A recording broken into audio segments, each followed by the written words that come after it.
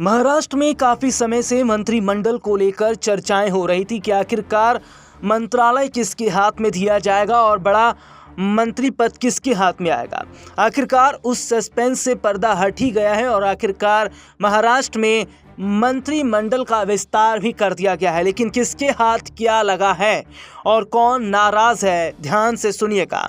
दरअसल महाराष्ट्र में महायुति गठबंधन ने प्रचंड बहुमत के साथ सत्ता में वापसी की। चुनाव नतीजे आने के काफी दिन बाद देवेंद्र फडणवीस ने मुख्यमंत्री पद की शपथ ली थी। उनके साथ एनसीपी प्रमुख अजीत पवार और शिवसेना सुप्रीमो एकनाथ शिंदे ने पद और गोपनीयता की शपथ ली थी।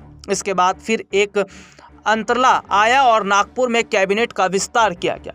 मुख्यमंत्री देवेंद्र फडणवीस ने अब कैबिनेट में विभागों का बंटवारा भी कर दिया। सीएम फडणवीस ने अपने पास गृह के साथ कानून विभाग रखा है।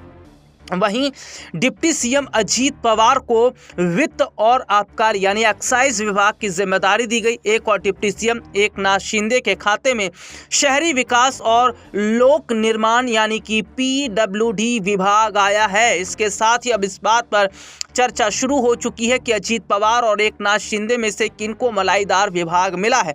साथ ही फडणवीस कैबिनेट में 2 नंबर की पोजीशन पर कौन है।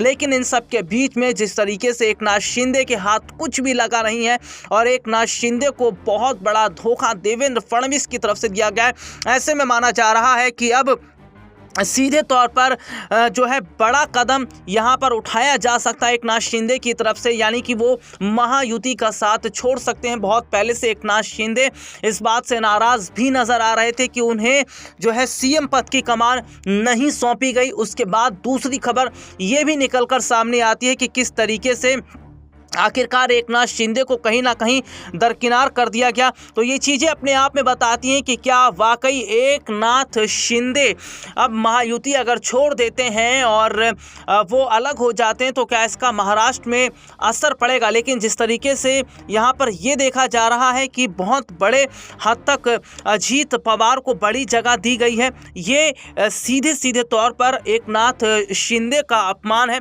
हालांकि शिंदे जो है वो 57 विधायकों के संग एक बड़ा फैसला जो है वो जरूर ले सकते हैं और साथ ही ये भी माना जा रहा है कि अब वो आने वाला जो बीएमसी चुनाव है उस चुनाव में वो अकेले भी लड़ते नजर आएंगे। लेकिन क्या उनके महायुति छोड़ने से देवेंद्र फडणवीस की कुर्सी पर असर पड़ेगा या नहीं, ये बहुत देखने वाली बात रहेगी।